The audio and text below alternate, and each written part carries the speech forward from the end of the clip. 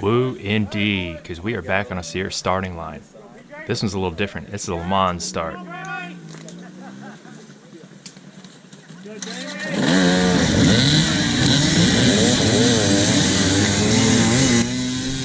Alright, so in a Le Mans start, everybody's got to get off the bikes, go a predetermined distance away, and in this case it was just to the starting line of the class before you. And then when the flag raises, you run to your bike and start it and take off. I actually like this because it gets everybody from piling up in the first corner, and there's getting to be so many people in these classes now that that's kind of sketchy. So I actually prefer this start. I'm sitting here trying to figure out which leg goes first. My right leg, my left leg. I don't know which one's going to get me a better launch.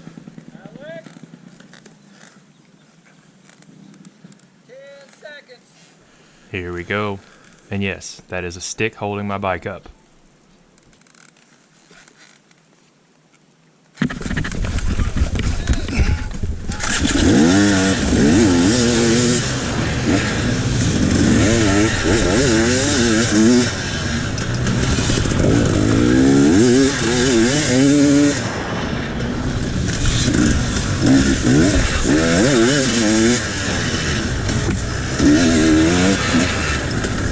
Man, I haven't had a whole shot in a while. That's a good sign. I'm starting the race off just the way I want to.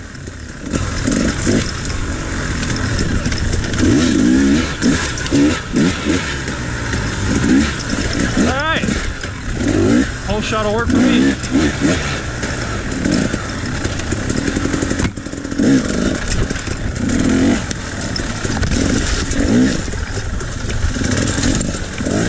Why did I do that?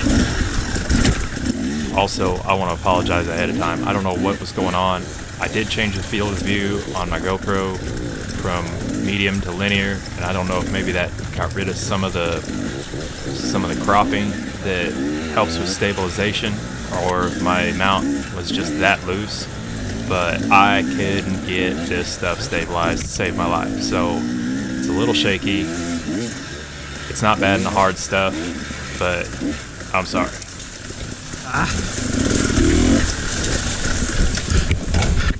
I will say though, I'm pretty sure this is the worst of it.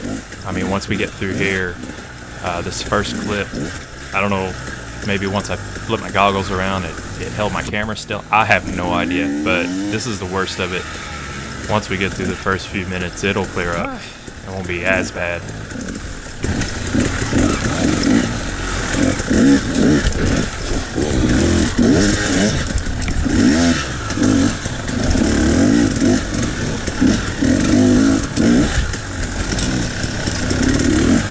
Alright, so back to the race. Got the whole shot, that's good. And this guy got around me right as we dropped in that creek, which he went a little bit farther down the bank before he dropped in, and I dropped in right in the rock. So I don't know, I think I'm just whining because I got past. He was within the 10 or 15 or 25 feet of the arrow or whatever. Really got no room to complain.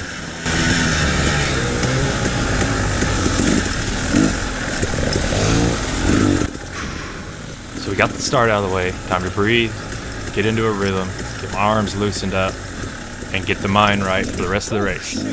And about endo on that rock. That's another thing about this place. There's rocks on literally every square inch. So all this stuff, all this leaf-covered trail and the stuff covered up by, some of the undergrowth, there's rocks there, and I can't see them until they kick my front wheel or my rear wheel or something stupid. Whoop, look out.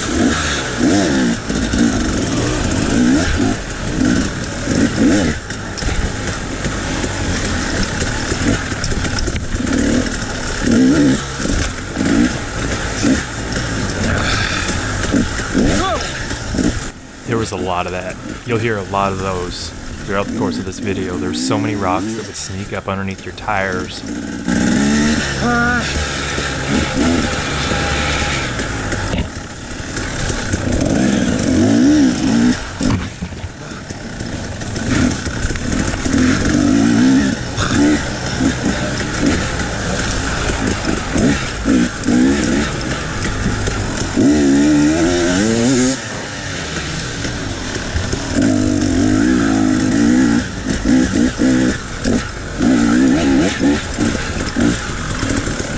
Oops.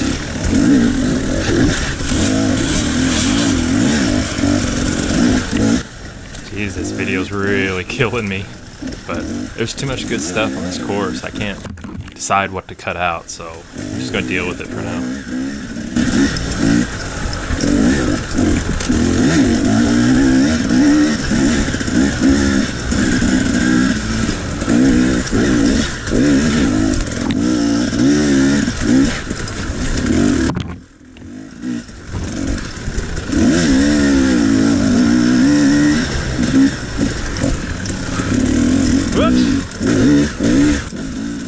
Yeah, there's so many lines. I think there was like 2 or 3 of these climbs that were relatively easy. They're not easy, they're still real gnarly, but they're so wide, there's so many lines that you pick one and then you're like, oh wait, I should have gone there. And yeah, like this one was one I could have stayed left, or I should have started that whole thing right. It's just a bunch of decisions, and right now, right off the start, my mind is racing because I can still hear the guy right behind me. Oh!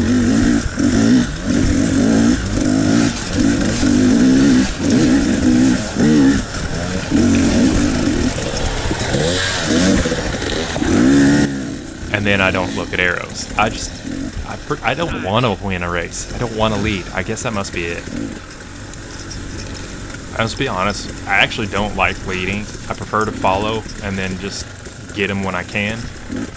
But that's not how you win, so...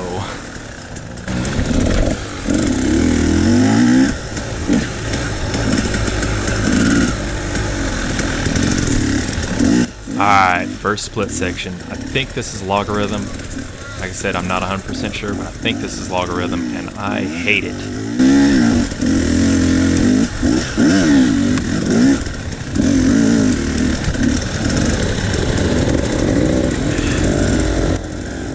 We're coming into the bottleneck. I'm in the 16 to 34-year-old silver class, and the 35 plus silver class started in front of us. So now we're coming into those guys.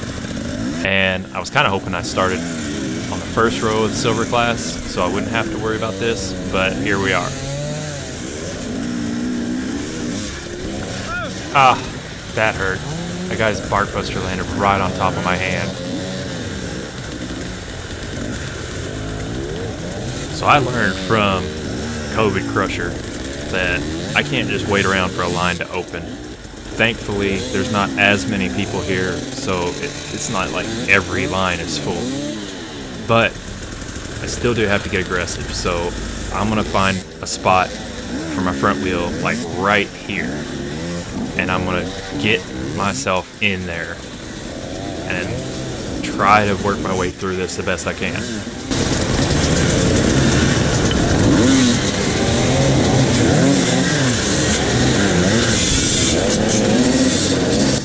Everybody else is in the same mindset. Nobody's gonna sit here and wait, so why should I?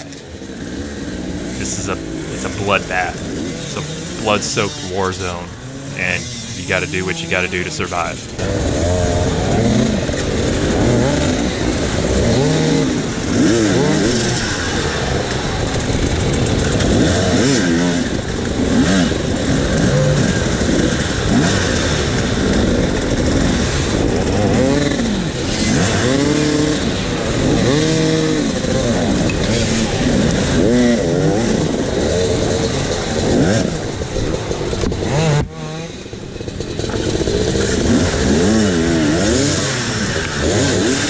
There's a spot. Go, go, go, go. Gotta get up there. There's a spot. Alright.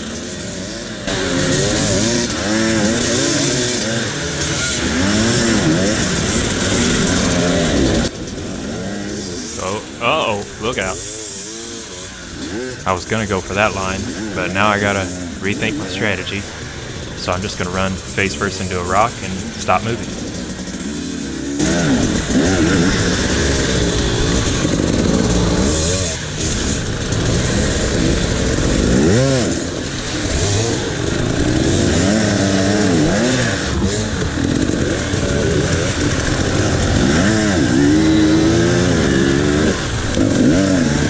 Thankfully, the traction is okay. Like, at this point, first lap in the race, it's decent. Enough where, you know, if I get into a spot, I can get a little help from the bike when I try to push. But it's not much help.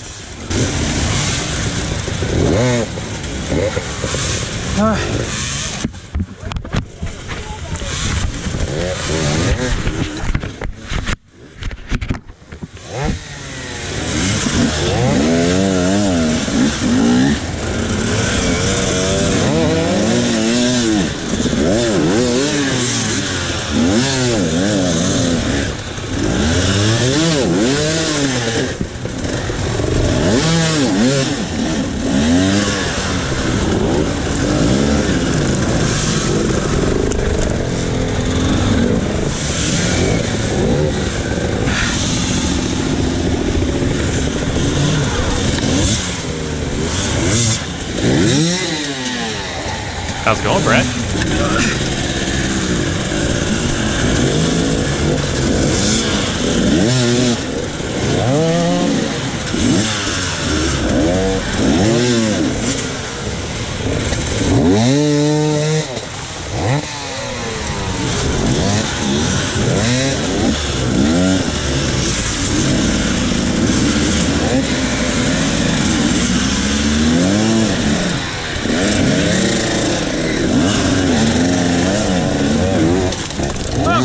Sorry, PJ!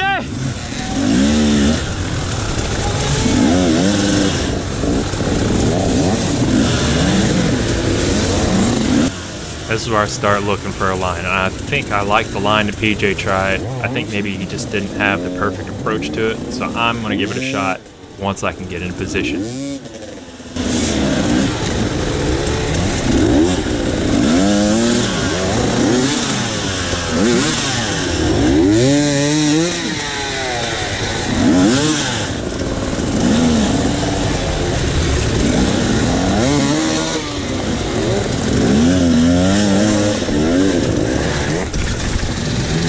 And my foot peg stops me yet again. I need to cut them things off or something.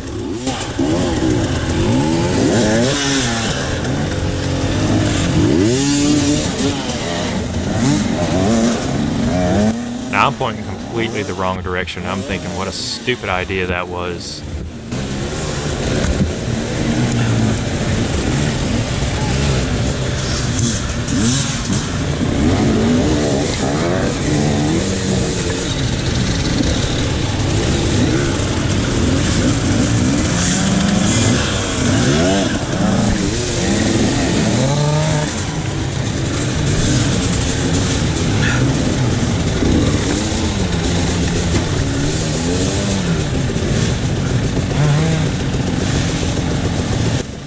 Yeah, me and PJ holding up the entire class. Good fun.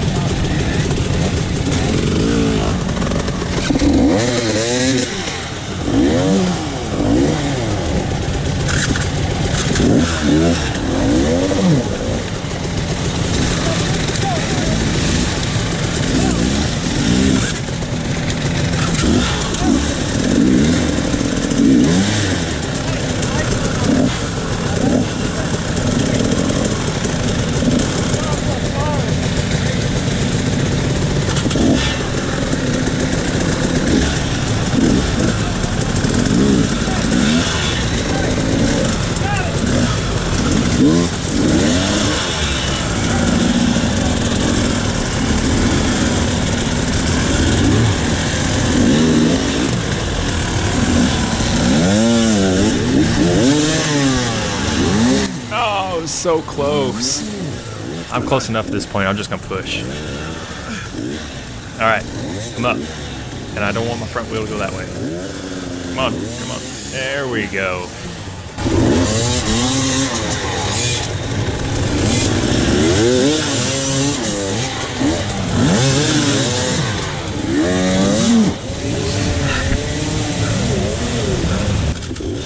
both made it up, PJ.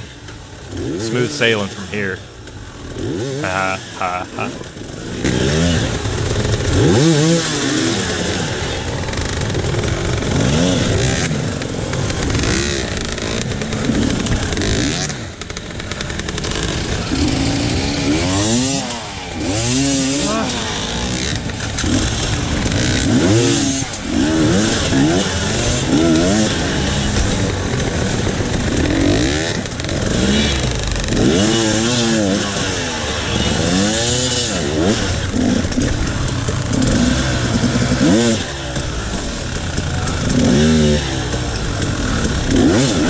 Holy snap!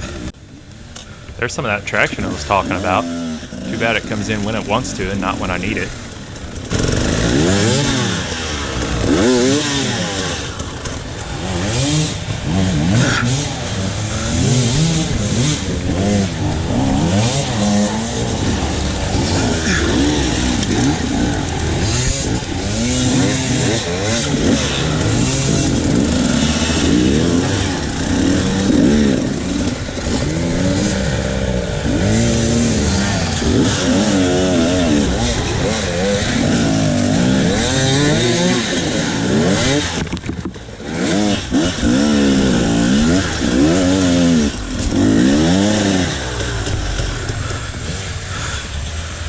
Holy smokes, man!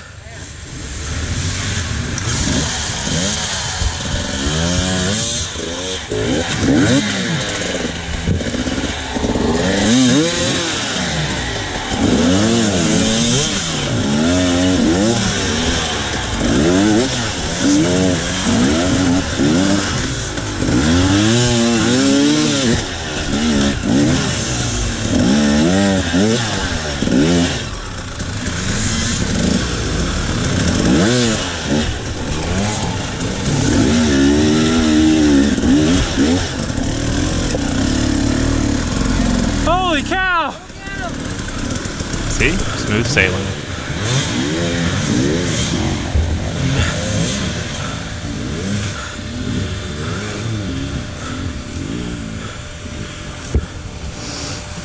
Now, in hindsight, I probably spent way too much time looking at this, psyching myself up, because it really wasn't that big of a deal.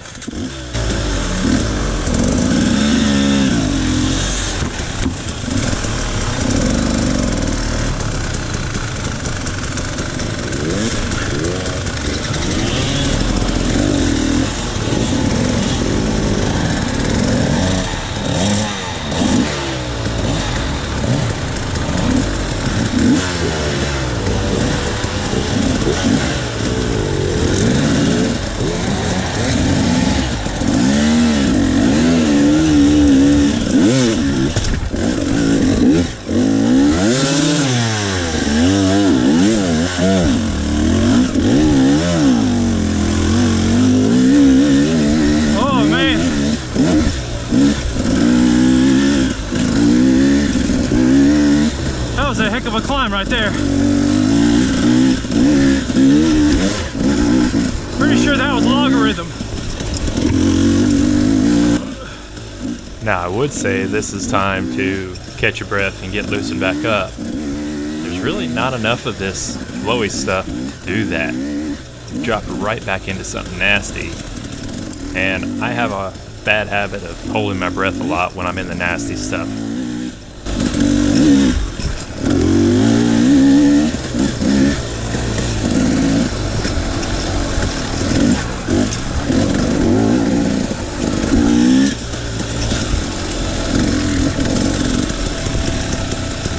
It's not really nasty, it's just unforgiving. It's not even unforgiving, it's unrelenting is the word I'm looking for. It's just always there. There's always something. And I always pick the worst possible ways to do it.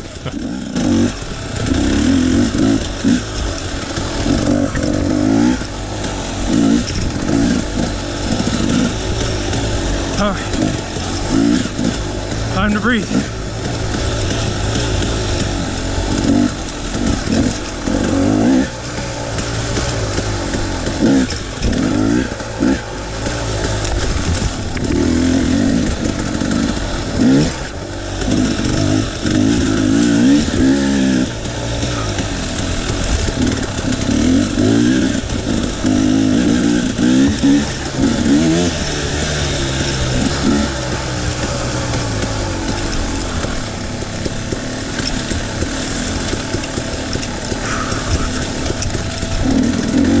Just breathe.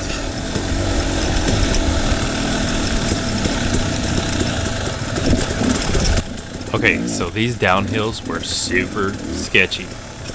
There wasn't nothing crazy on them, but these drops, every one of these drops almost had something at the bottom of it to catch your front wheel if you weren't paying attention.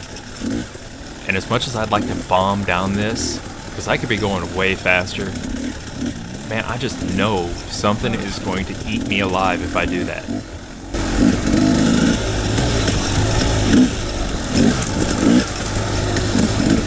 Okay.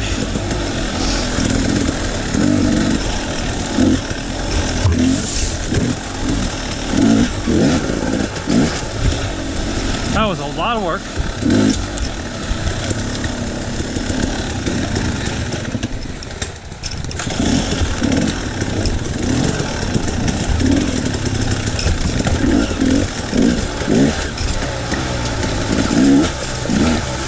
That was a lot of work.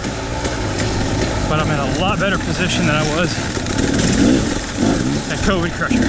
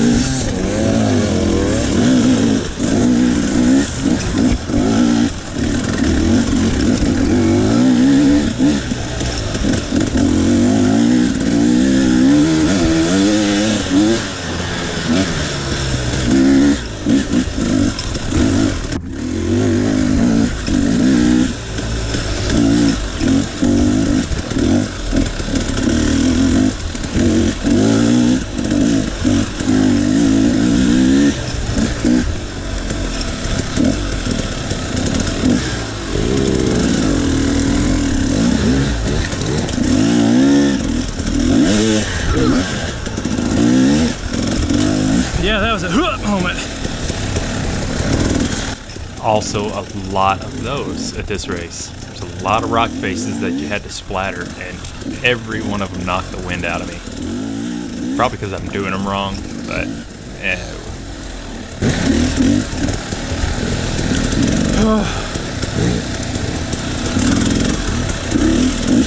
I just need to breathe now.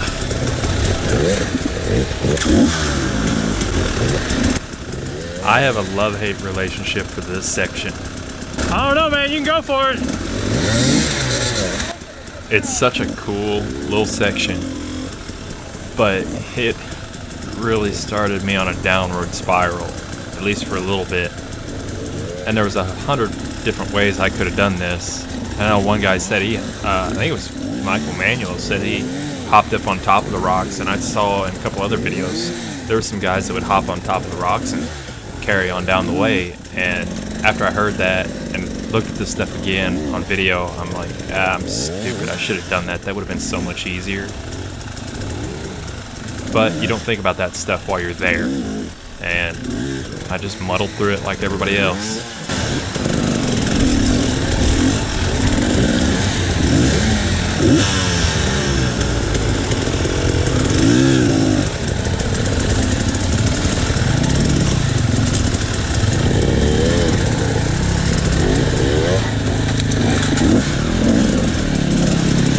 This is where my spiral begins. No! Start the clock. Let's see how long it takes me to get this thing back on and going.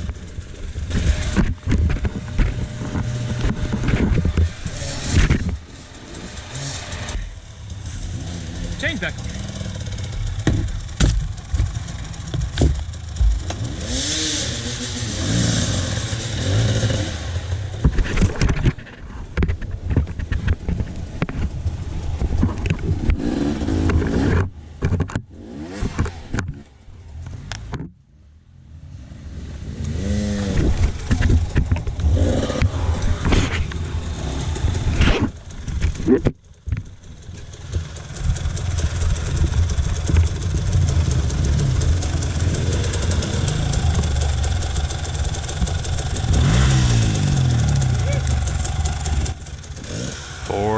2.5 minutes it took me to get that chain on. Yeah, it was jammed up in my front sprocket. I've never actually, can't remember if I've actually done that before. I mean, I've seen it done in videos 100 times, so I know how it happens, but I can't remember if I've actually done it before. Come on, baby.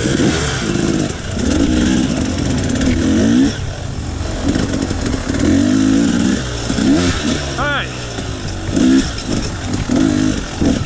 First derailed train of any hard enduro race so far.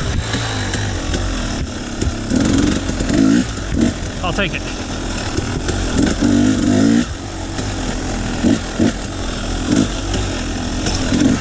Now to catch my breath.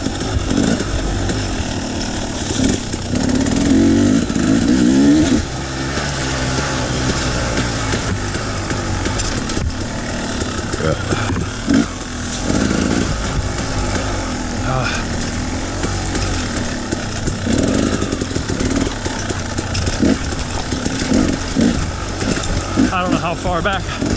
Oh, I might need to tie my helmet. I don't know how far back I am, but Complete thoughts, man. Come on. Anyway, what I was gonna say, I don't know how far back I am, but chances are I'll catch up to everybody in a tough section, and as long as I can clean it better than them, I can make that time up. So it's just a kind of a luck factor plays into that too, because I definitely am not riding fast enough in the trail to make up any time. oh my goodness. Now, I hear behind me what sounds to be an air-cooled four-stroke. And that's a rare, four-strokes in general are a rare sound at a hard enduro, but an air-cooled four-stroke,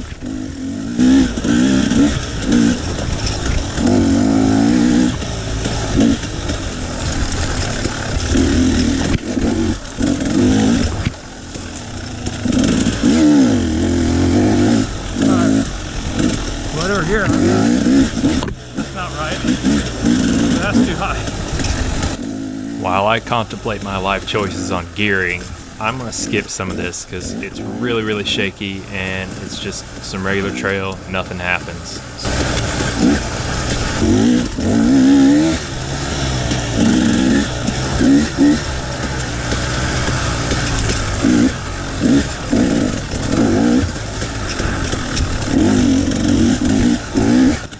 Alright, bring it back just in time for me to miss these two arrows pointing to the left. And there's that air-cooled four-stroke. He missed it too. It's alright, he got in front of me. That's Matt Brasher on a CRF 230. I guess his YZ was down for maintenance, so he didn't want to miss it. So, but honestly, aside from the weight, I can't imagine that thing being too awful bad out here. Where is that Matt Brasher on that? Well, air cooled. Sounds like a 230. Dude's rolling. Now, usually he's pretty close up to the front, and I talked to him after the race. He said the problem with conventional forks that 230's got on it is there's quite a bit of the fork leg that sticks down below the axle. And I guess what he said is that bit of the fork leg below the axle, it jammed into a rock and I guess messed him up pretty bad right off the start. And so he's been trying to catch up the whole time. And he finally caught up to me after that chain derail, and we ride together the rest of the race. And I say together, I mean not like wheel to wheel, but if one of us bobbles, the other is right there. It was close.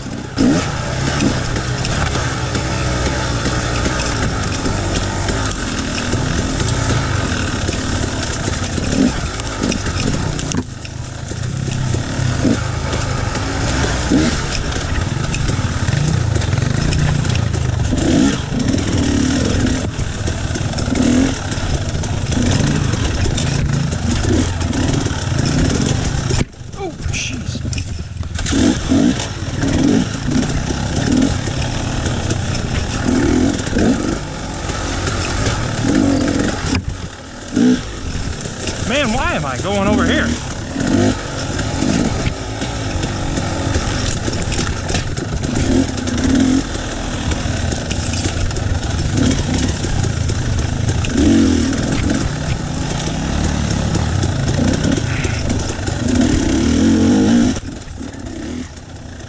Oh, I see a line. Let's try this.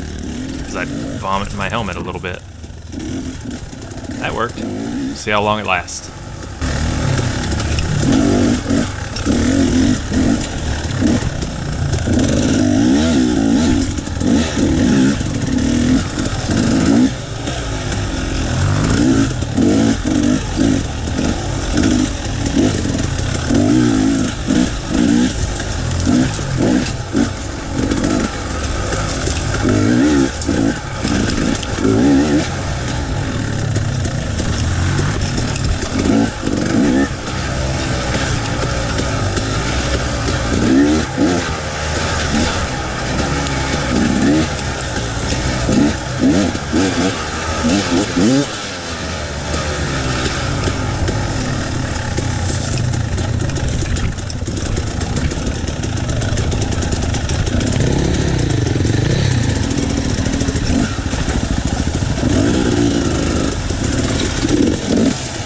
We're coming up to a bunch of bronze riders, iron riders, and I think those guys got the gnarliest course so far at this race. They really had to climb some really nasty stuff.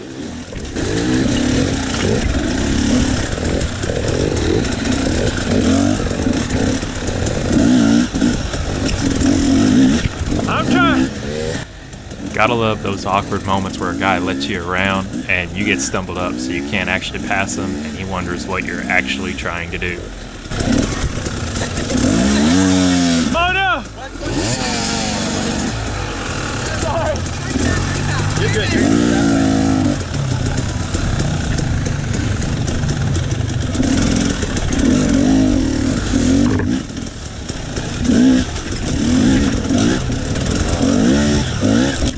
Alright, this is another hill that could make or break a race. It's gnarly, but if you take your time, you look around, you can pick your way through it pretty easy. The only problem is I don't have time to pick my way through it and take it easy because that guy right beside me is racing for position. So I've got to go.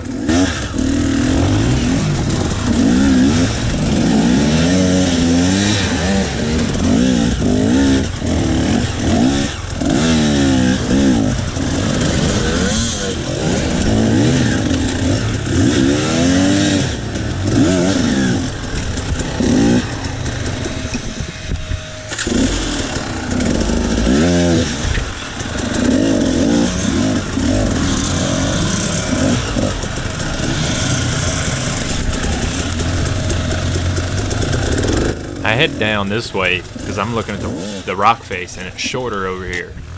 The only thing I didn't see when I was making my way over there is how much less run this side had than that line right there. So I'm constantly looking at my line, figuring out what I'm going to do, and then looking over there, wondering if I should have gone over there. Spending way too much time wondering if I should have gone over there. Oh well.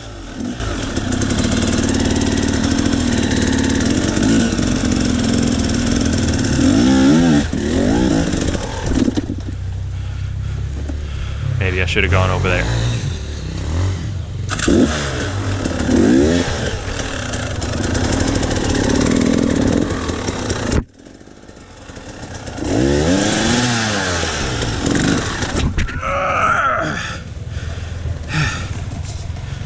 One big grunt and the bike's on top. Not too bad. Could have been worse. There's Tim Johnson with his horn. He puts off some pretty good videos. He's Full Throttle Enduro on YouTube, I believe.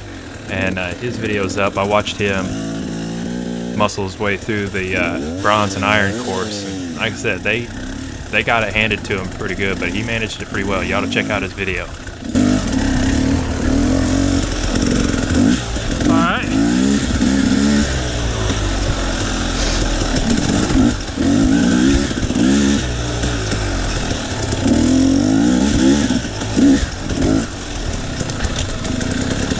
was scarier than it looked. Oh, Alright, that just goes to show you how scrambled my brain was at that point. water. There was nothing scary about it. It was tricky. Meant to say trickier than it looked. Made up a little time.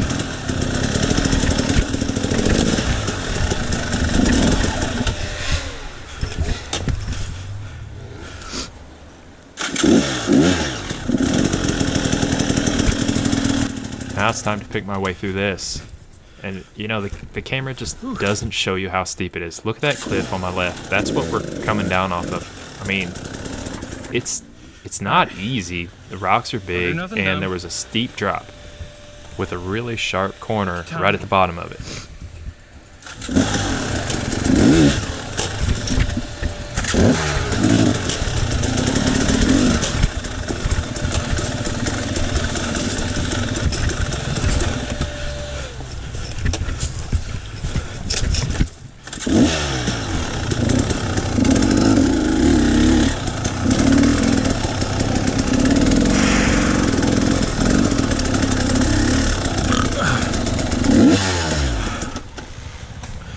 All right, man. This is as good a spot to any. Take a breath. Actually, it's probably not. I should keep going. I got time to make up. Come on, man. Get it rolling. There we go.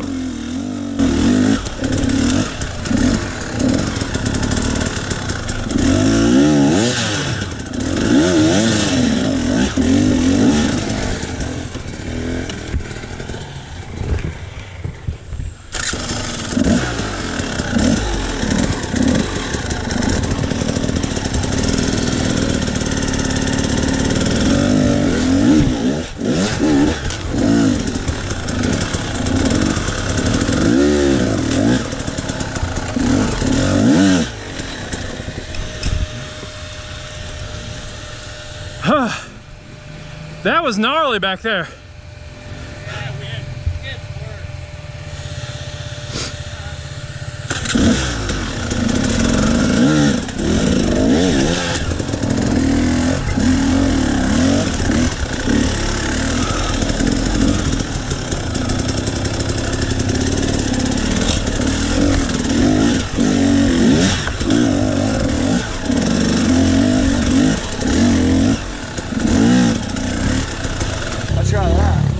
Look at him on that 230, man. That's yeah, that's mad, isn't it? Yeah, I stopped and talked to Brad there for a little bit. He bent his sprocket, so he was throwing his chain off all the time. And again, I shouldn't stop, because now look, Matt's in front of me again. But I don't know, I just needed a breath. I feel like if I don't take that breath, then I'm gonna end up making a mistake from fatigue or something. I don't know. But it wasn't that bad. I was only there for maybe 45 seconds or so. And I think that's also one of the biggest draws to this type of racing for me, is that you can, at least in the silver class and the bronze class, you can stop and talk to a buddy on the side of the trail and not completely end your race. We're not in the gold class. We're not competing for money. I mean, the guys in the front, yeah, they're probably pushing for it, but right now, I'm just having fun. Holy smokes, there is no grip on these rocks when they're wet.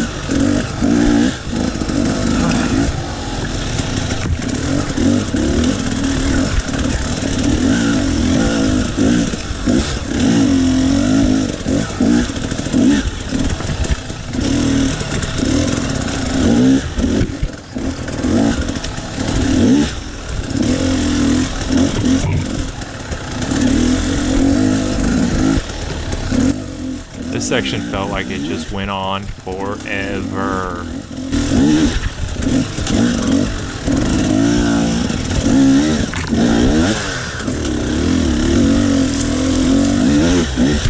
Holy. Oh. We're way over there.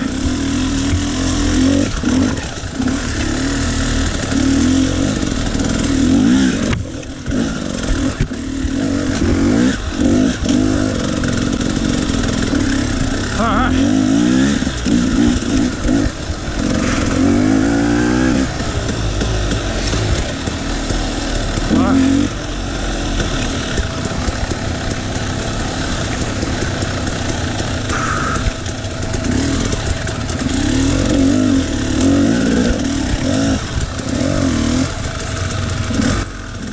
pack mixed in with the bronze and iron guys. I mean, these guys really had a tough day.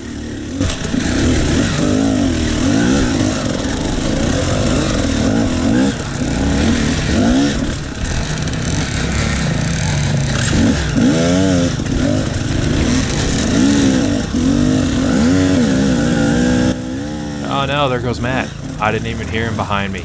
I would have had a little bit more sense of urgency if I would have heard that thing behind me, but alright, now I gotta go get him. Or just stop.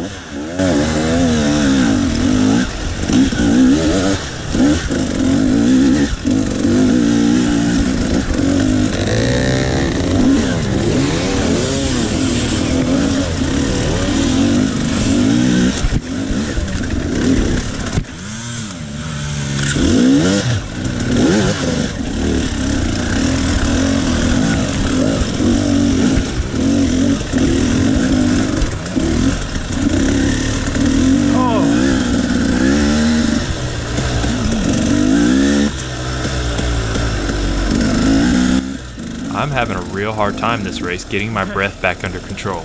I don't know what's different.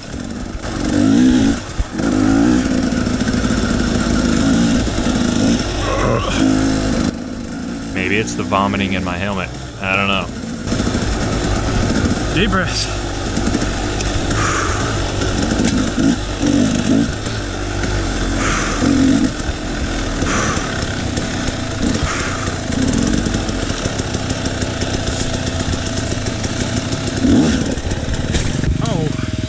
That was all pipe.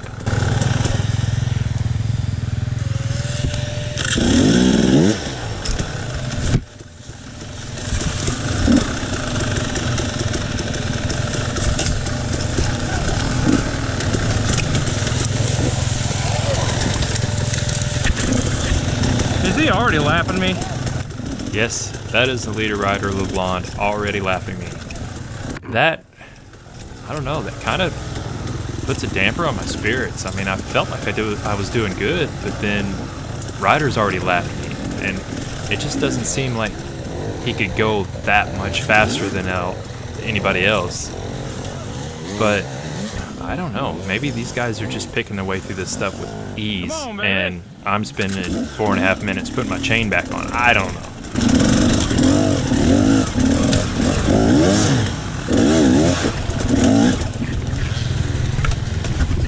Shoot! And yes, these rocks are super slick when they're wet. This creek was kind of a double whammy because all those rocks would move and they were wet. It's just I couldn't stand on it. You saw my boot, it just went away. Fine.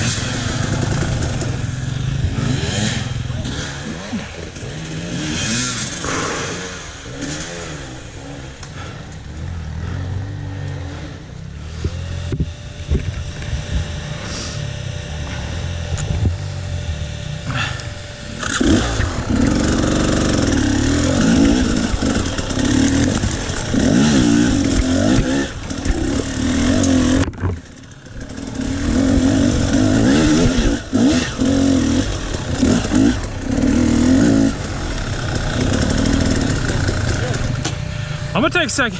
Sure, that's probably a good idea because you're headed into a nasty little section. Thank you.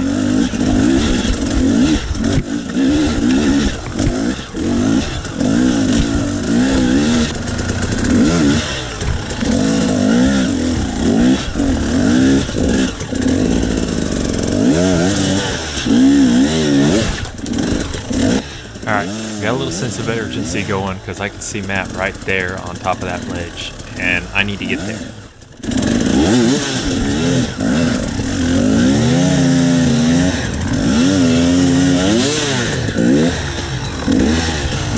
But I can't go. No, still can't go.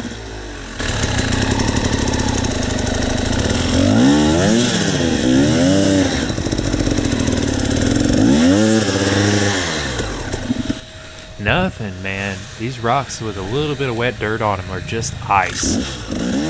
And again, the camera tricks. That little spot that I'm heading up towards is a lot steeper than it looks. it's just an awkward, steep, pivot turn kind of spot. And I wanted to get a perfect run, but I couldn't get any traction.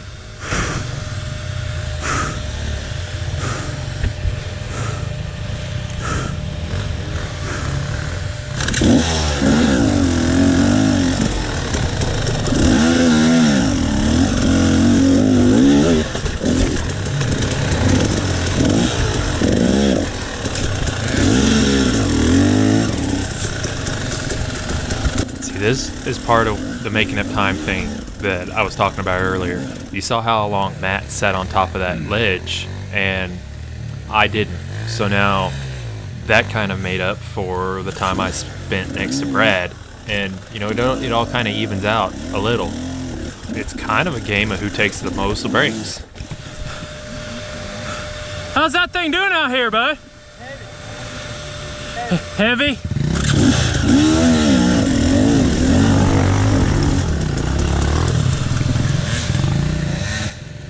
So here's another spot I looked at wondering, should I go that way or do I go that way? And the way off to the left looked slicker, and I couldn't see any arrows, so I didn't know which way was actually part of the course. So I just went the same way Matt did, and I could have gone straight right here. I think I did go straight. No, I didn't, because my rear wheel fell off the back there and I didn't have enough room to get a drive on it. That's what happened. And I think that's Nick. There's no numbers on his bike, but I'm pretty sure that's Nick. No!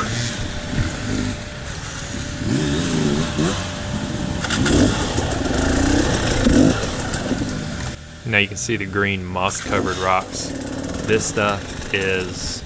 I don't even know what's slicker than ice, but that's what this is. So I've just got to tiptoe, because I know I'm less than a foot from the edge, well, less than 6 inches after that little slip from the edge of that ledge, and I really don't want to drop my back tire off it.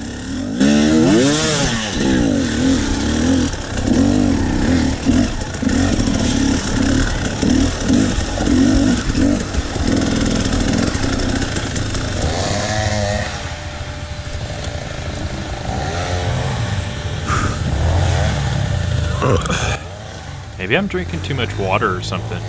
I don't know. This stuff at night? Holy cow.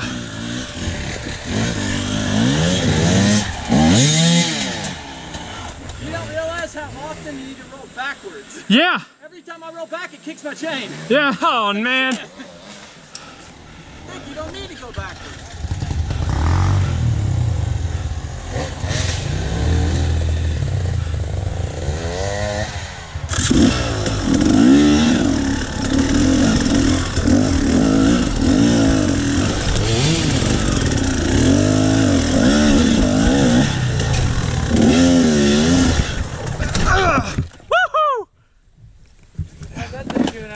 Huh? I said, how's that thing doing out here?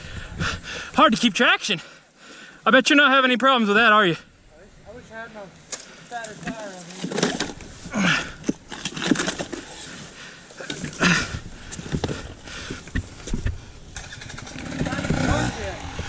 I know.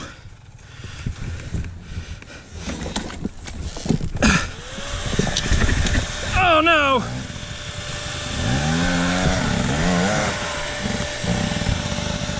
Alright, I figure I can kind of take my time, relax, trying to get going again. As long as Matt's sitting there, he's not making time on me.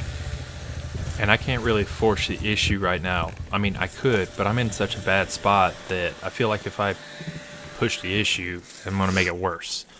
So as long as he's sitting there, I've got time to think things through.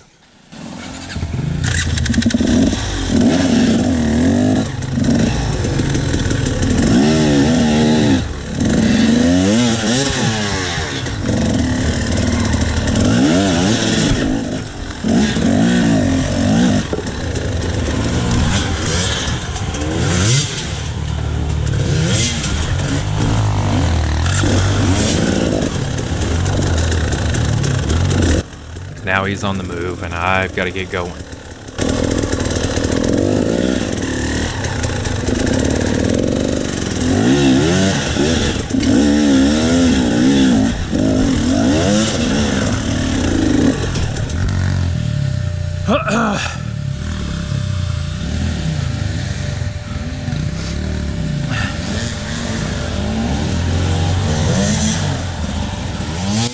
this spot right here didn't do me any favors. I mean, again, camera, it's steeper than it looks, but it didn't really give me ominous vibes until I got right here. I didn't hit it with near enough momentum, and it would have made my life a lot easier, but instead, I'm stuck here between a rock and a rooty place on a steep little 180-degree corner, and I'm trying to figure out what to do. There had to be tree roots right here.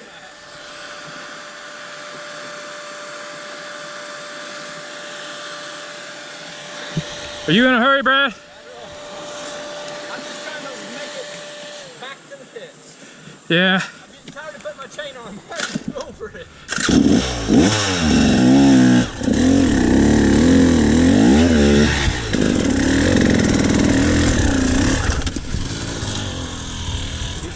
And then when I just get off and push, it's really not that bad, which I should just do that right up at the beginning when I get stuck in a spot like that, but it's not something I think about. I think about how can I, make it easy on myself or use the bike or what, I don't know. I should just get off and push. So they're going up that and then hard left? Well, hard left, if someone's stuck right there, I don't know, man. I see myself being stuck right there, so I'm gonna go that way. Okay. Well, this one's more of a definite you'll get out of it.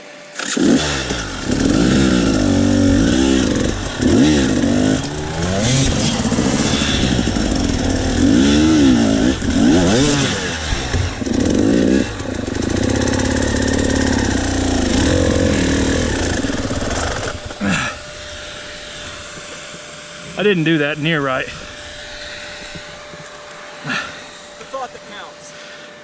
Not really. It's the actual action of getting up it that counts.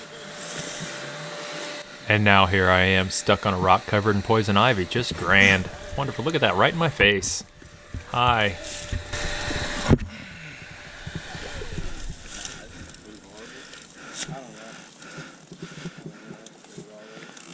I counted there at the end of, toward the end of the loop.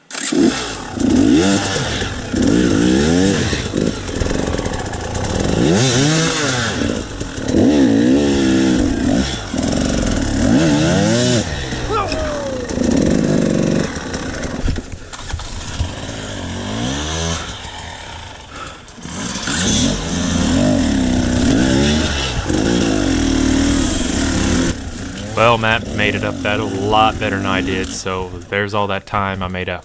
Lost again, so it's time to play catch up again, if I can ever get rolling.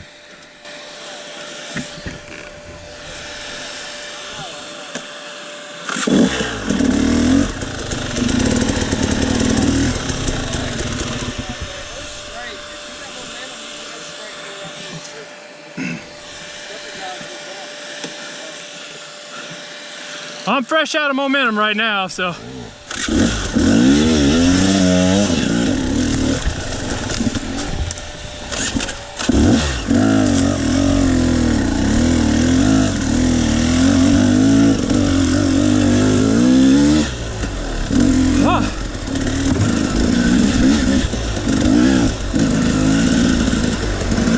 And to think we gotta do that when it's dark.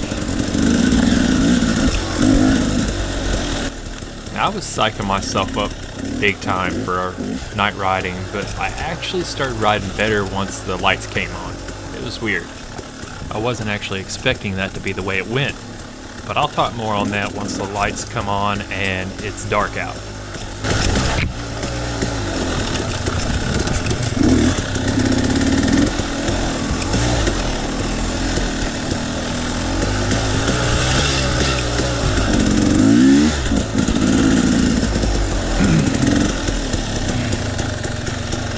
Tell you what, right now, I'm not looking forward to hot weather, hard enduros. It's not hot at this race at all, and I'm starting to get hot fatigue. Jeez. And I'm getting the crap beat out of me on the way down these hills, but that's beside the point. the heat is not something I know how to train for, really. I guess I do know how to train for it. It's just a matter of doing stuff in the heat, which hopefully I might have sorted out for this season with a buddy of mine, Alan Westerfield. He said he'd help me get in shape, and Josh Fender and Chris Gary, who both do really well at these races, and Alan himself does really well at these races, they all ride together, so I can't think of a better crew to ride with.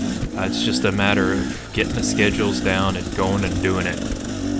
My work schedule's wonky, so it's hard for me to get out and ride, and that's, I think, the biggest thing that's been throwing a wrench into my whole program. Because I really don't think I'm struggling too much with the technical riding aspect of hard enduro. The biggest struggles I have right now are just overall fitness, recovery. You know, while I'm recovering from a hard section, it takes me way longer than it should. So that's one of the biggest things that's been holding me back. But on the technical skill and riding aspect of it, I think the biggest thing that's bothering me is just like a commitment, confidence level, which is something else I'm going to hit on once the lights come on. What's going on here?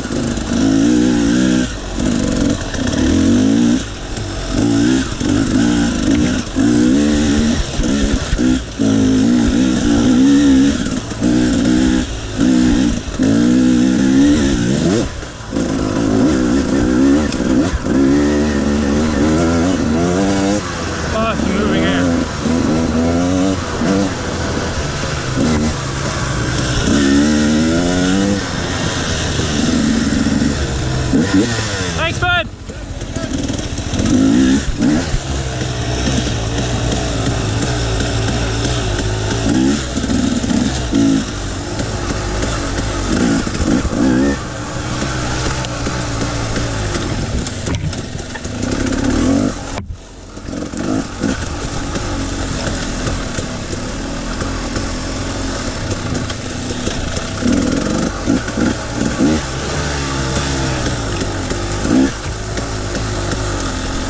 I don't know how long that little breath of fresh air is gonna get me. And what I mean by that is how far into this course that little breath of fresh air is going to keep me re-energized. I feel good right now, but how long is it going to last? And how many more are coming?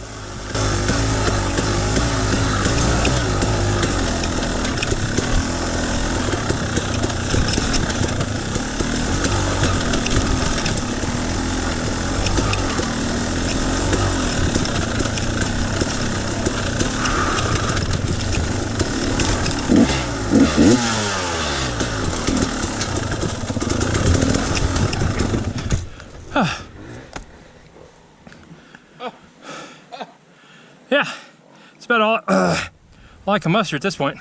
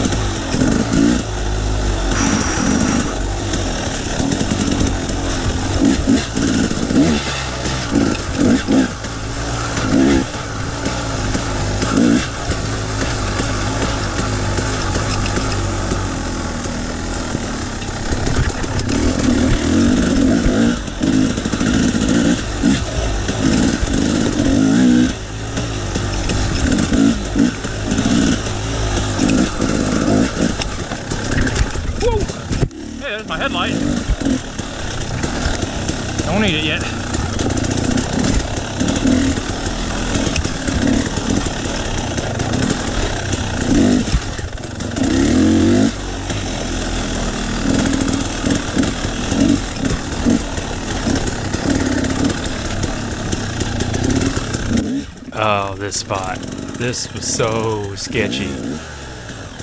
And it's just, I did it fine, everything, but right there, my back tire was off the log, off the ground, straight up in the air. It was steep.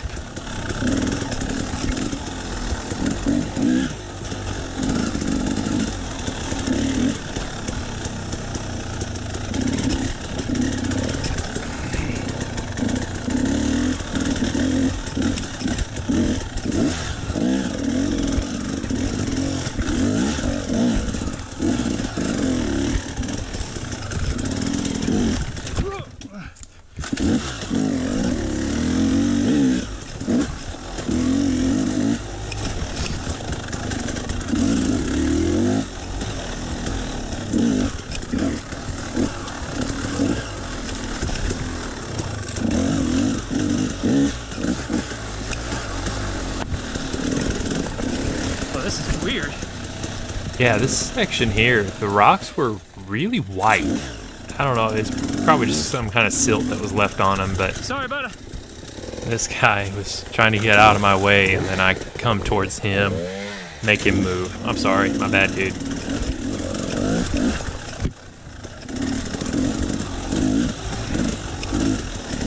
Sorry, bud.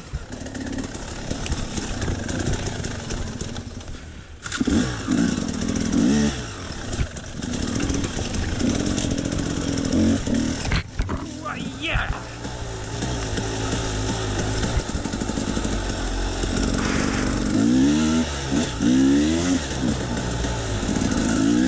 All right.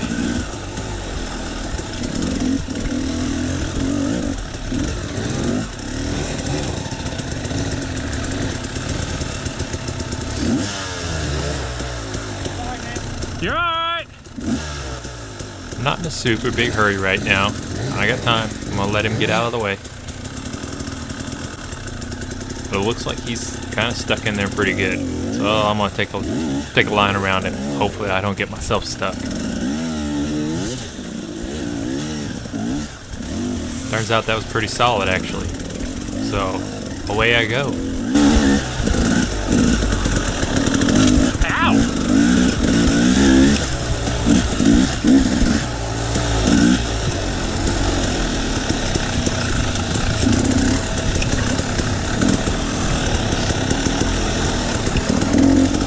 Alright, I know where I'm at now.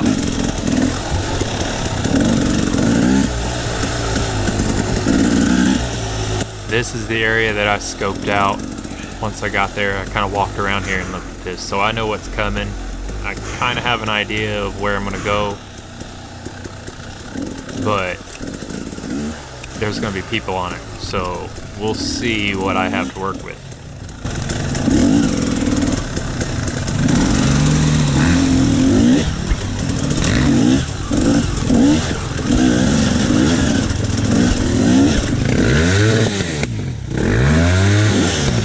And I end up going absolutely nowhere that I scoped out. Isn't that how it always works?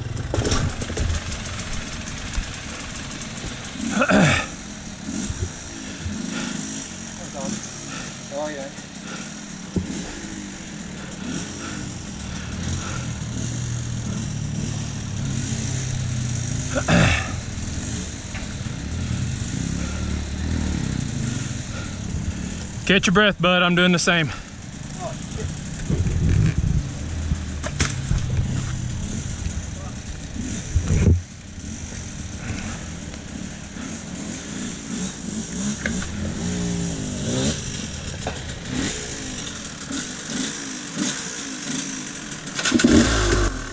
Alright, as much as I want to catch my breath more, I can't. I gotta get going.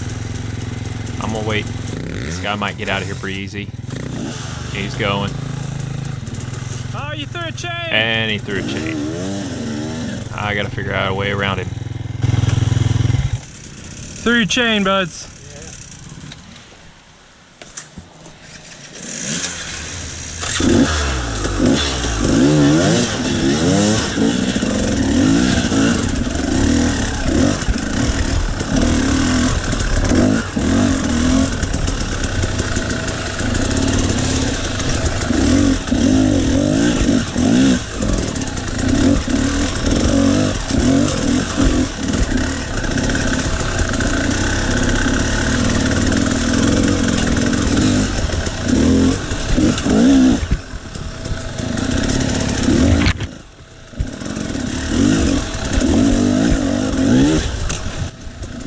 I'm on track with the lines I scoped out, but there's a guy down in that spot, so I gotta readjust.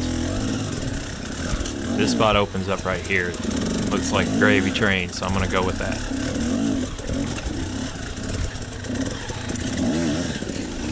Yeah, not too bad.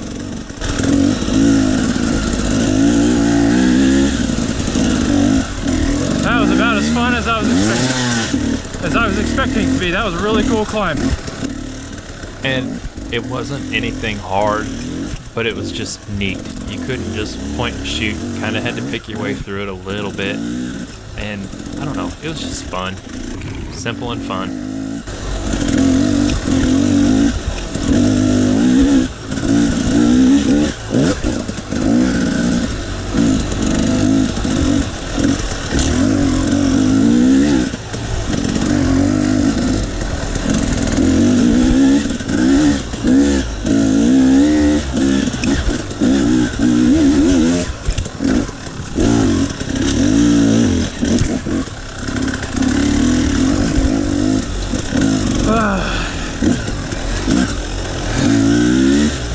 Yeah, I don't feel like going over it.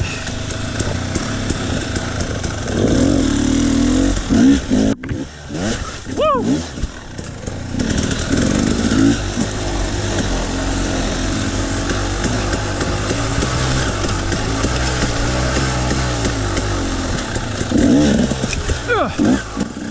Pretty sure my forks and my shock bottomed on that one, but it happens. I had to land on the brakes, so I knew it was going to be a hard landing.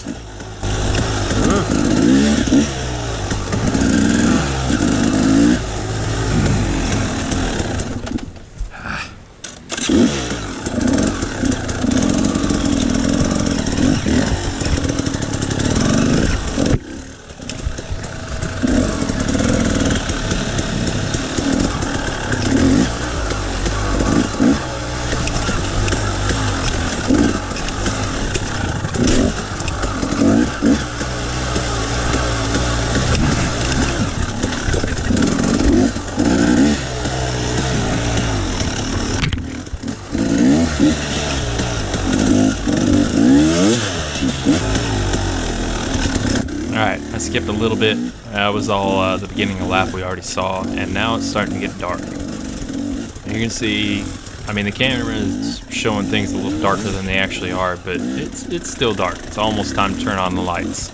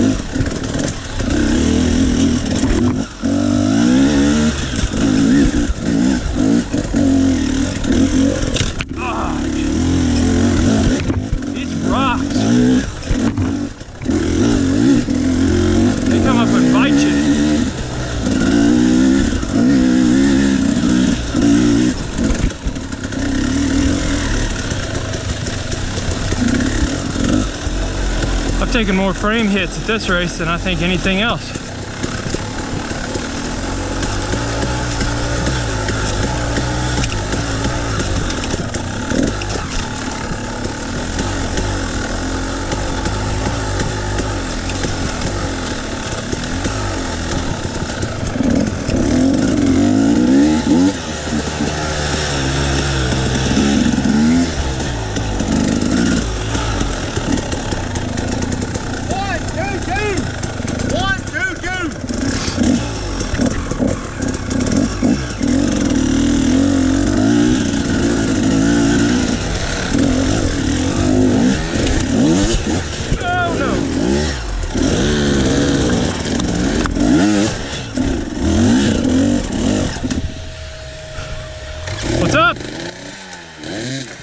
This is Jeff Hagewood I caught up with. I think he's running second in 35 plus class at this point.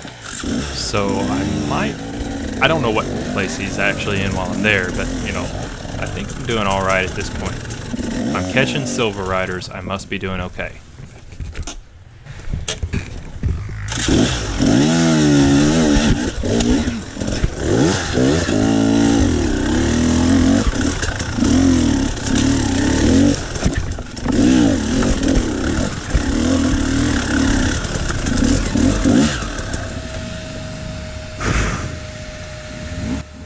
One of those spots to stop and look at a line.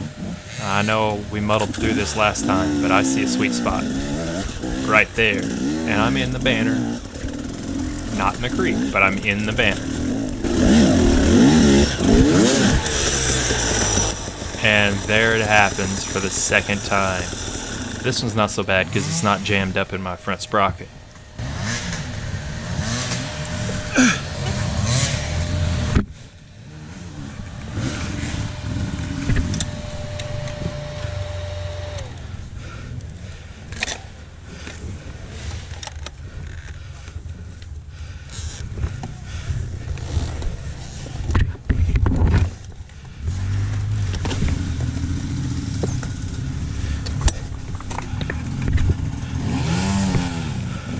Alright, 30 seconds, back up and going. Not too bad, I can handle that.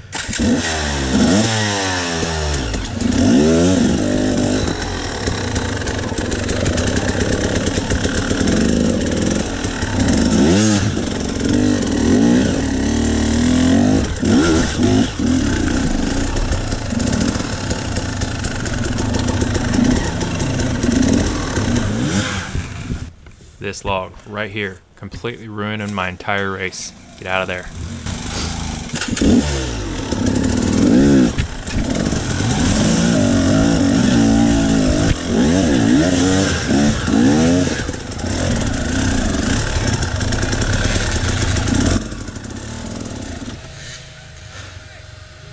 One step at a time.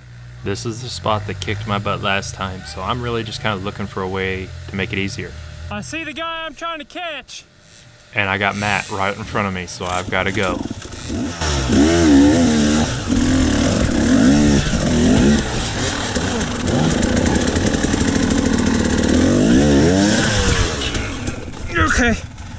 Okay.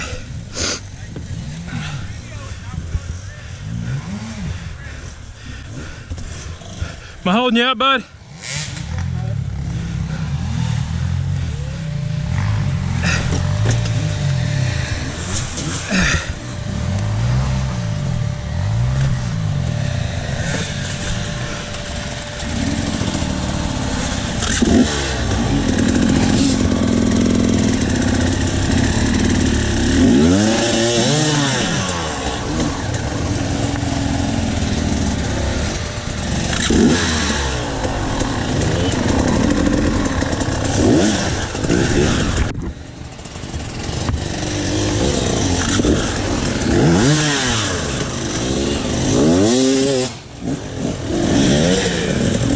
And there's Quinn and Jeremiah Burkhart passing me. I'm surprised it's taken them that long. I mean, usually most of the pro class passes me before I get into my second lap, so I didn't think about it at the time, but a little bit later down the trail I think about it, and I'm like, okay, well, maybe I'm not doing too bad.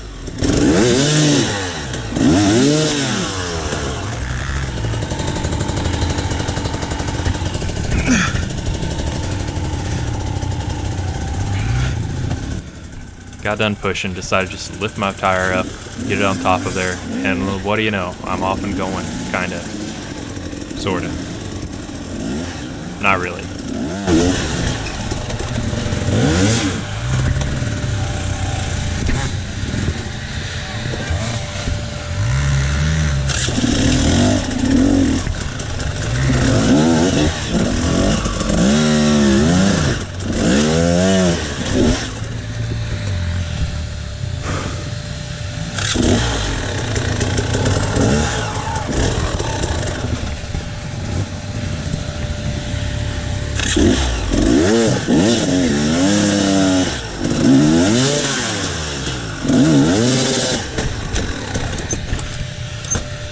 one more traction. It comes and goes, and it comes right when you're not expecting it, and it goes right when you need it. It's just way of hard enduro. Gee! I've listened to that sound several times since I put this video together, and I've come up with several theories, but I really don't know what it was.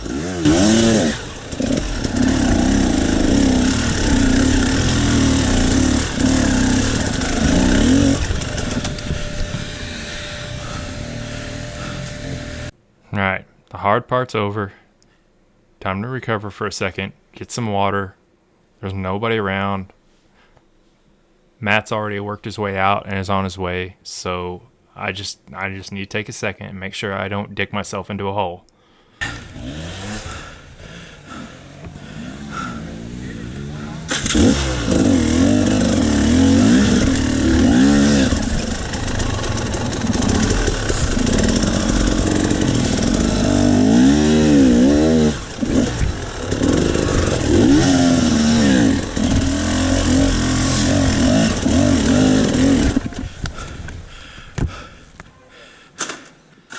Little bit of an unnecessary stop. I probably shouldn't have stopped there, but I don't know.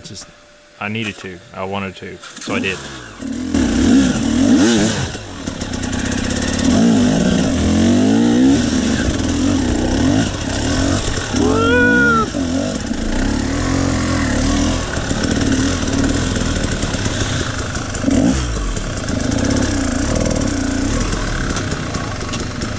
I'm not as psyched up about this hill this time. I know it's a lot easier than it looks. But I'm just in this mindset where I need to stop and take a break every time my engine shuts off, and I need to get out of it. So I gotta catch Matt.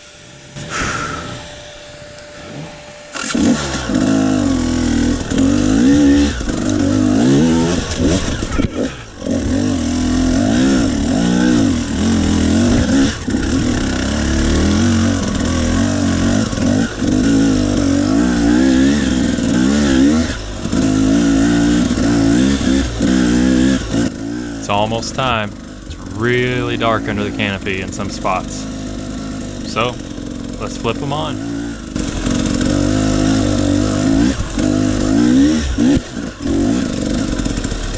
Alright, point down too far.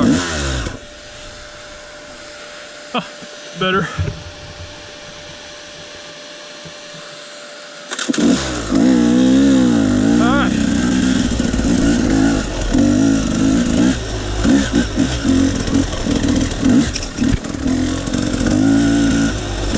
Lights are on.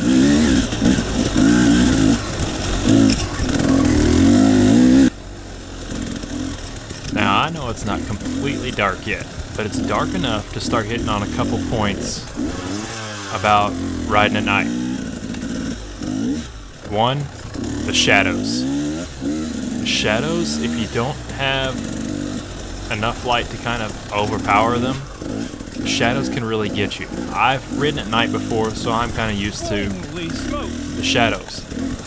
But that little bobble right there is one thing that I kind of didn't think about Did this last time. when I went into this. Dang it. It's really hard to tell the difference between ground clutter and a rock that will kick your front wheel.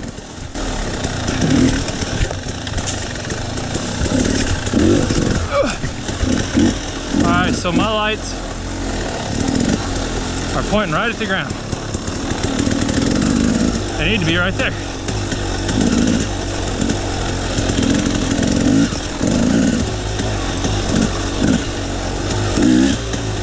But for some reason, I guess something's not, that was slick. Something's not as tight as it should be. I guess I'll deal with this then. Hopefully it doesn't throw me off too bad once the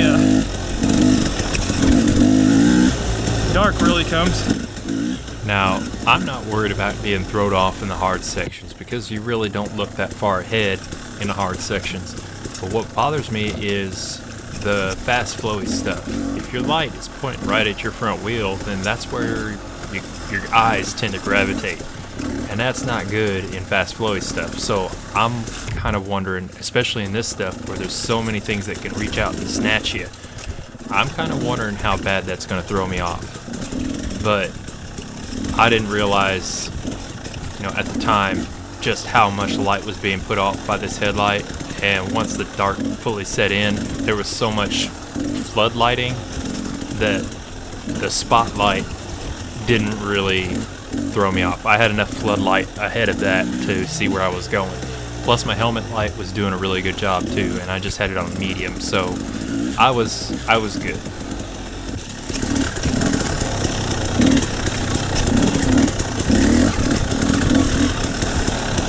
But the one thing I didn't think about with the headlights is the brush.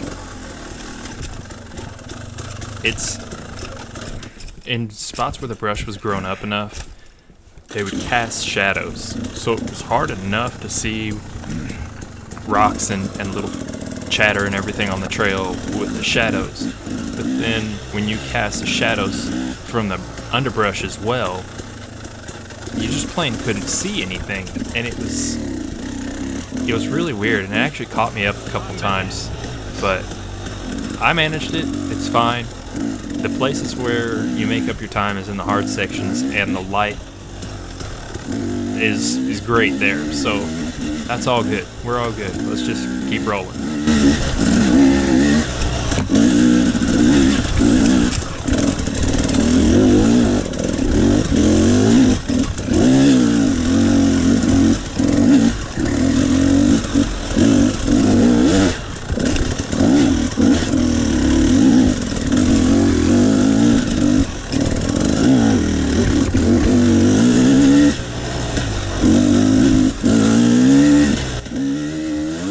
And the other thing I was going to mention about the lights earlier, it has to do with confidence and stuff like that.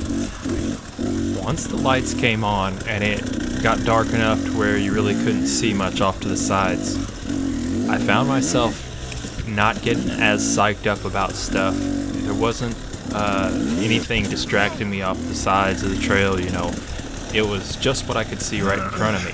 And there was a lot of times where I would get in a line and think, well, I'm already committed to this line, so I'm just gonna send it. Oh, now this woods is where it gets dark. This is cool.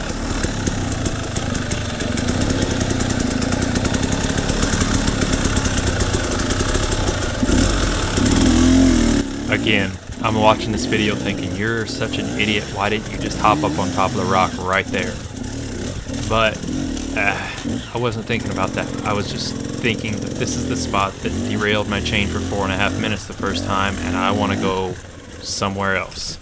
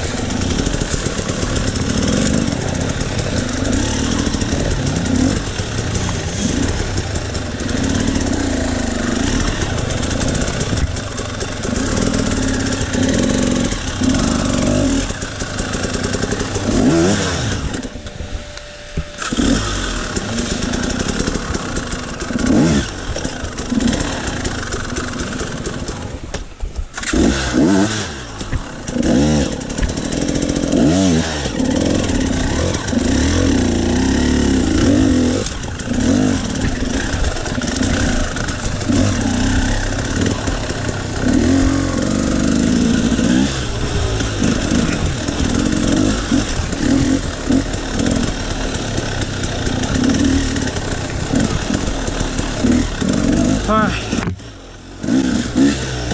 Breathe a little more.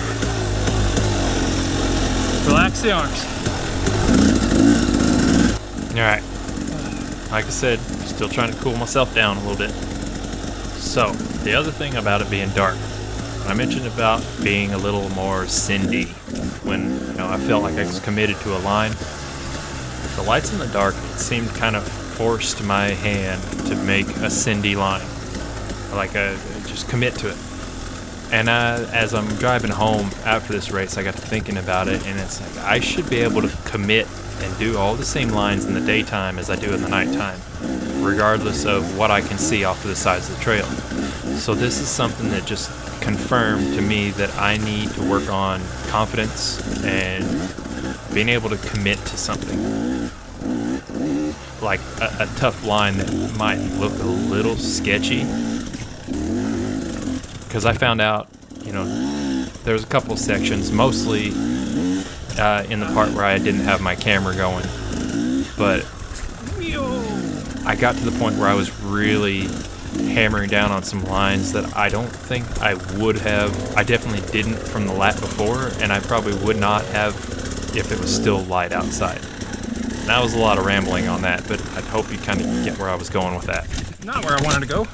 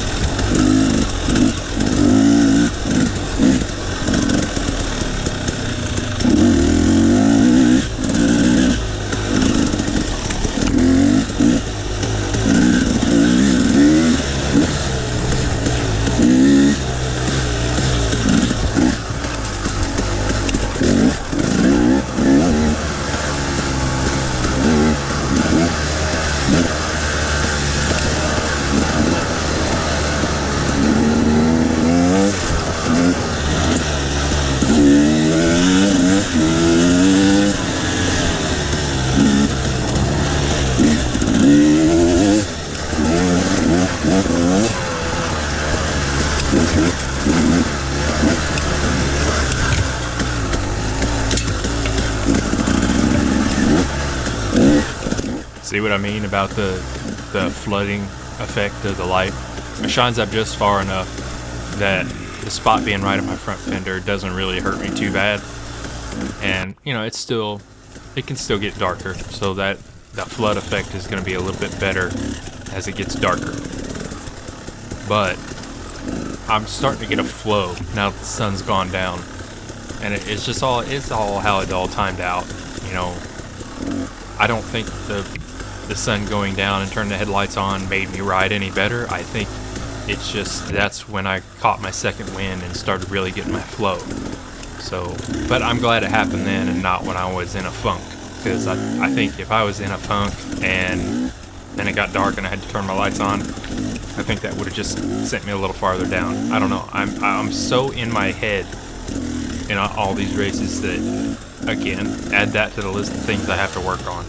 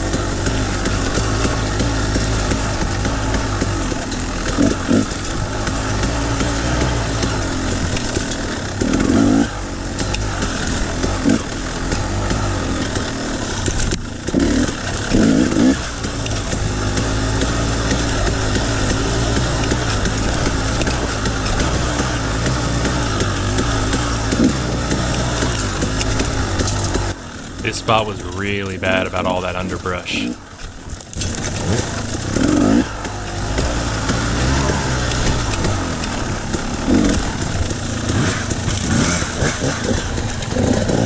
Get him, buddy! Woo!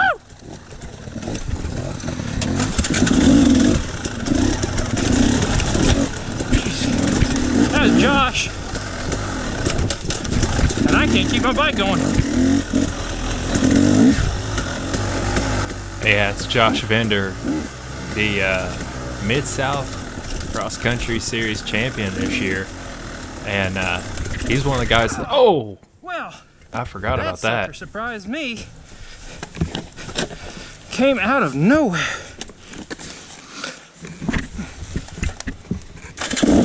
That.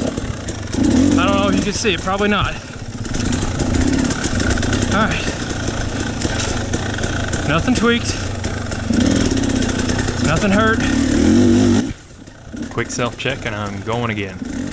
But yeah, that little sideways rock that was hiding in that corner, it was instant. I couldn't think about it. I didn't even see it coming. I just, poof, I was on the ground. Jeez, these weeds hiding these sideways rocks.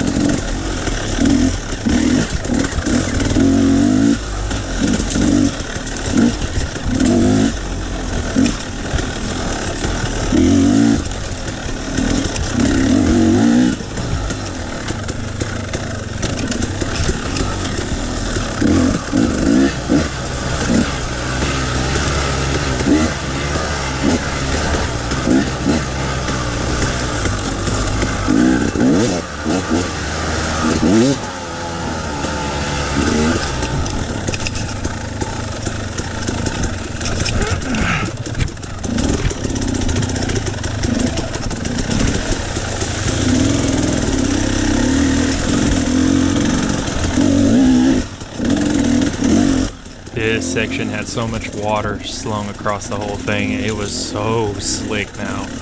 You had to really tiptoe your way through it, or else it was just spin out instant.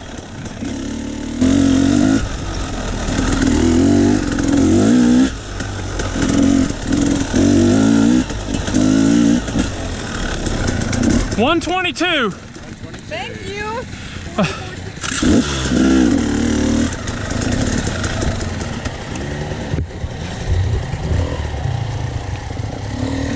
Oh, you guys got a cool spot to watch that, don't you? Most success is straight far left. Straight far left. That's what I did last time. It seemed to work out pretty well.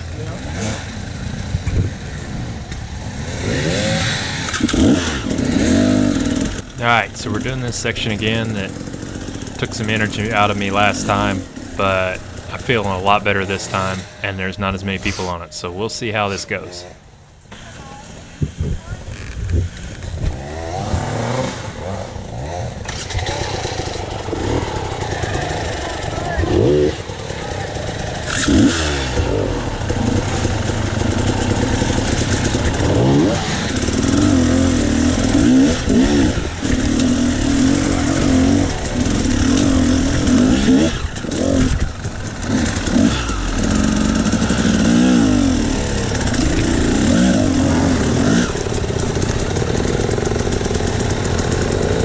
Alright, so we're back up with these guys. Now I know the guy on the Sherco, I'm pretty sure is in my class. I'm gonna have to see if I can catch his number to get his name. I can't remember it right off the bat. And then there's Josh too, he got hung up a little bit. But I'm gonna try this line now. I got myself set up to hit it straight. Oh man, that was so much better than first lap. Oh, that was sweet. That was the hill that sucked so much out of me the first lap. Save the very first hill that everybody was watered up on.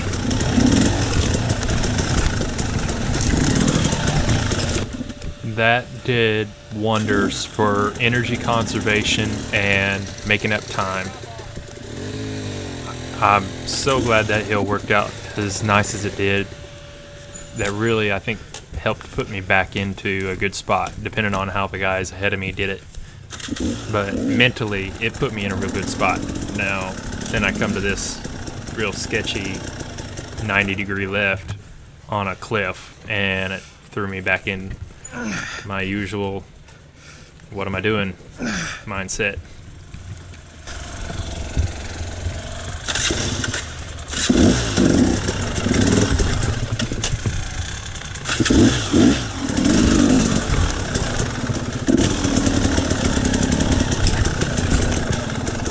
Alright, so I didn't change out my battery for quite a while in my camera because I was in kind of a heated battle. But then I threw my chain like 7 times. Alright, may have been an exaggeration, but it was definitely 3. And now, unless he has some serious trouble, I'm just gonna have to settle for where I'm at.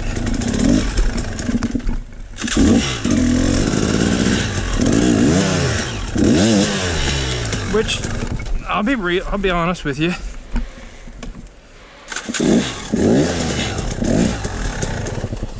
I'm more happy with this ride than COVID Crusher for sure. But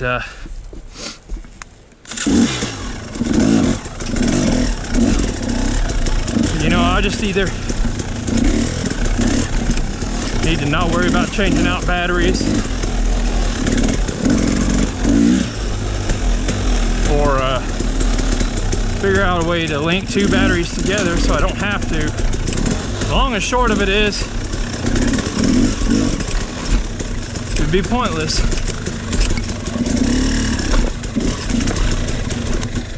for me to bring a GoPro to a night race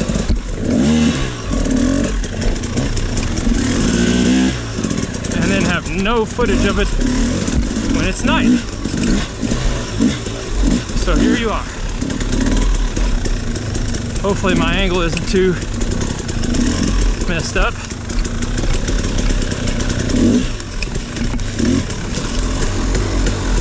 And hopefully I haven't just waited too long to... Again with the incomplete thoughts.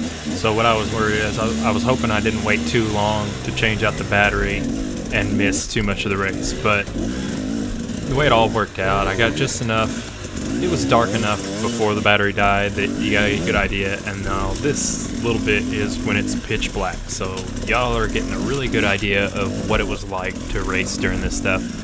But I didn't really want to sacrifice a good result at the time to stop and swap out my battery, because like I said, as soon as it was right after my battery died, maybe not 3 corners later, I saw Matt there and I caught up with him, and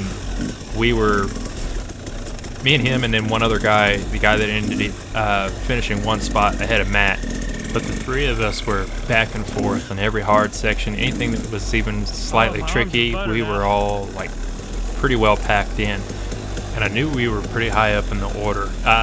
Come to find out, we were battling for 3rd. But that was something that's like, man, I really don't want to toss away a race like this to swap out a battery. I hope I got enough dark, you know, that kind of thing that was going on in my head. But, like I said, I threw my chain 3 more times. I had 2 30-second derails, and then 1 where it jammed up in my sprocket. It took me another 4.5, 5 minutes.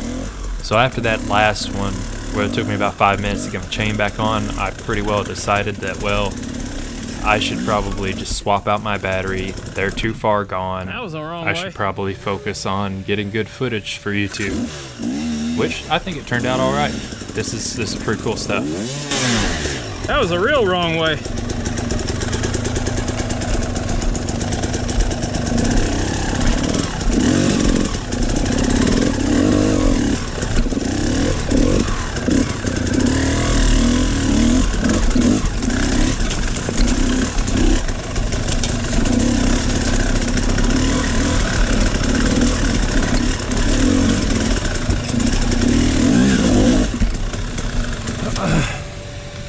Yeah, my arms are butter right now. This.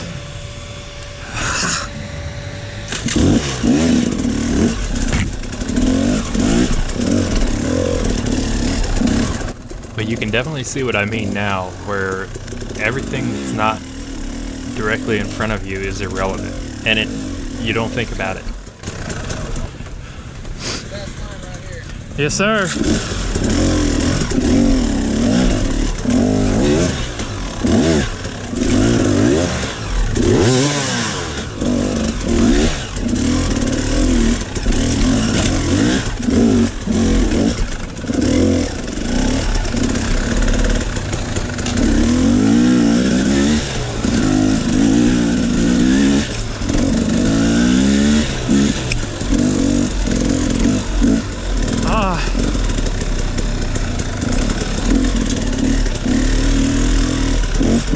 I'm hitting.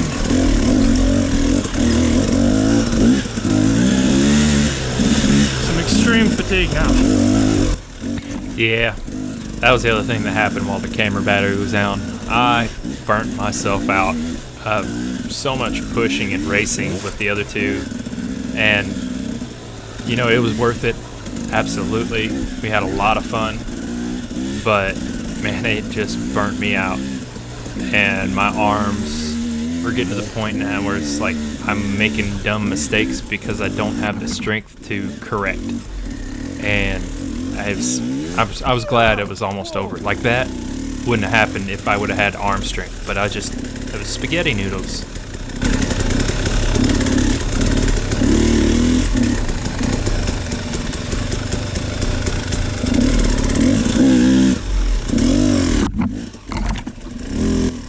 And you can't grip with your legs on a lot of this stuff.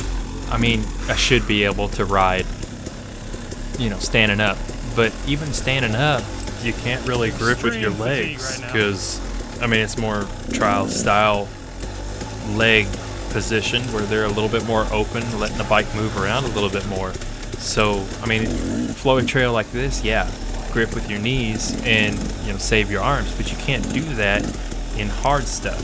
So it's very hard on the arms, and mine were shot. Unless, of course, I'm doing the whole leg gripping thing wrong, which it's entirely possible. It's probably what's actually going on, to be honest.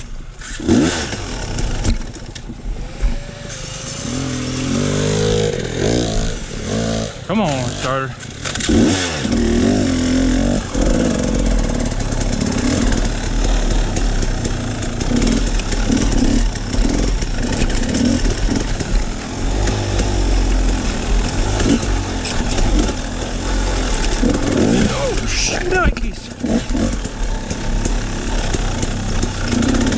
Oh, see, I'm still.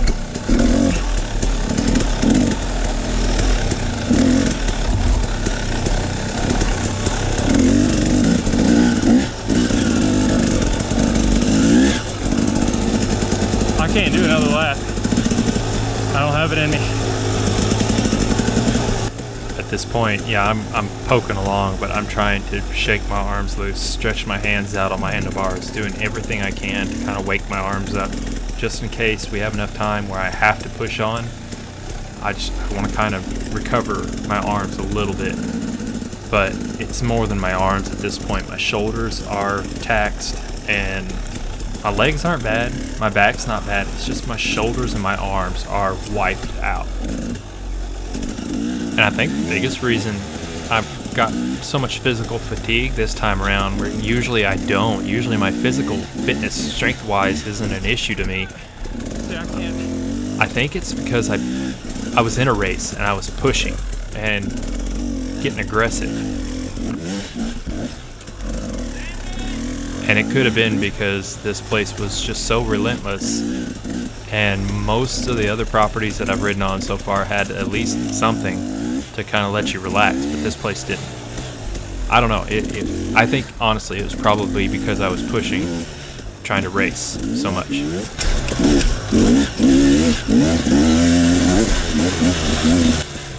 This spot right here. Right here.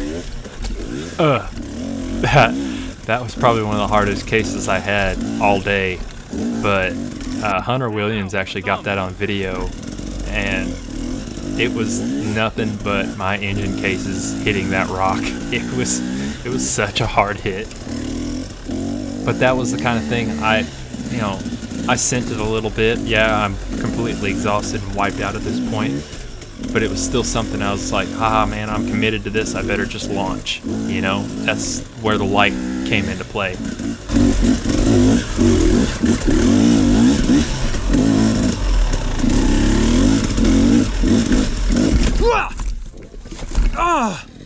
And that's where it backfired on me.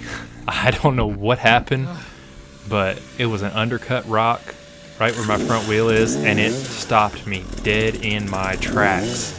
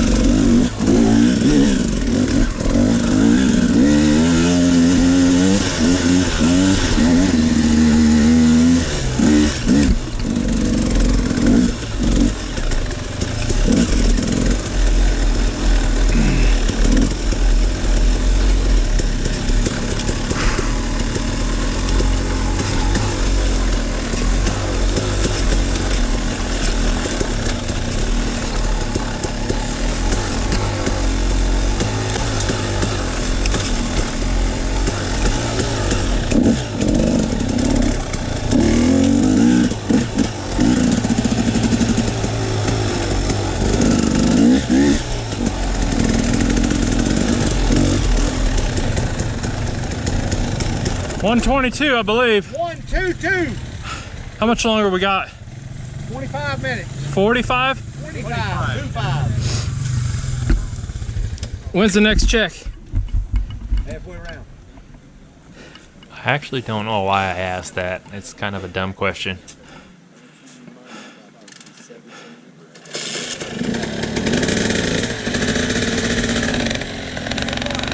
Well, I know for a fact I ain't gonna make it to the next check. I've got 2 more bikes coming right behind you. Oh, I'm sorry.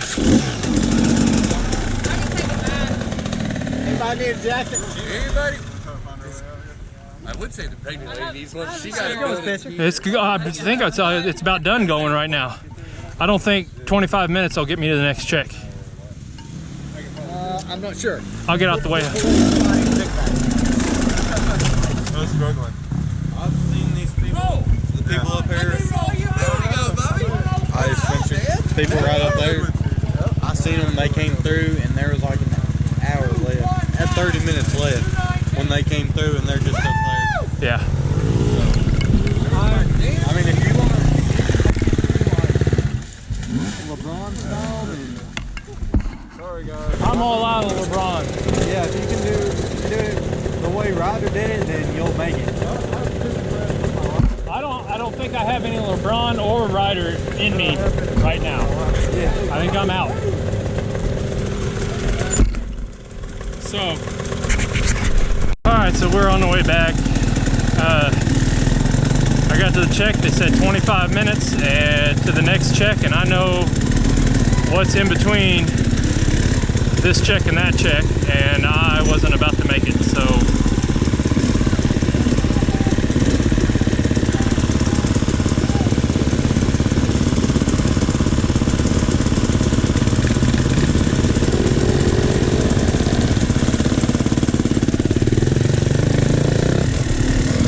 We're gonna track our way back.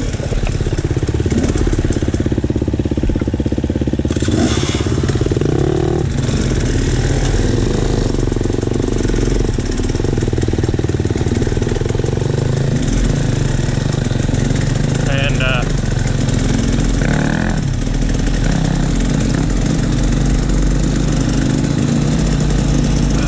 see how we finish.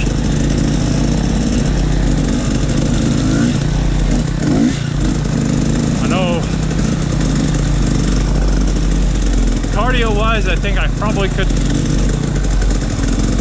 have gone a little harder, but my arms gave out on me. Thank you, sir. and it was getting dangerous. I couldn't hold on, and I don't know. It's a bummer. It's a work in progress, but I did a lot better, I think, I hope, this time around.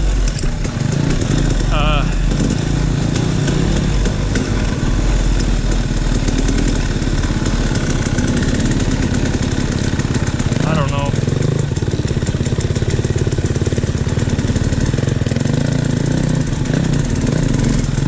Go, buddy, go. You got plenty of time.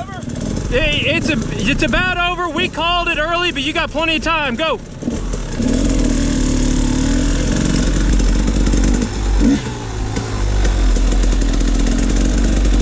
But yeah, anyway, so my arms gave out on me, and I couldn't give anything. I couldn't push, and that's a bummer, but I just need to start getting in shape. I need to ride more. That's the biggest thing, is I just need to ride more. Anyway, so that was a nightmare. Really good day. Really good day. I felt good, man. I'm glad I got that first, or the beginning of the second lap on there, where I really kind of hit my marks on that hill. And I did have another climb that I didn't have my battery in my camera, but at that time I was wheel to wheel with the guy I was competing with. I'm pretty sure it was Matt.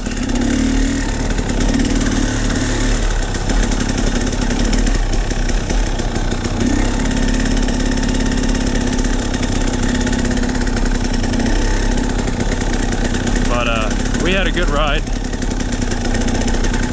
We went back and forth quite a few times. We'll see how we turned out. I am going to get out of this gear and wait for results, I guess.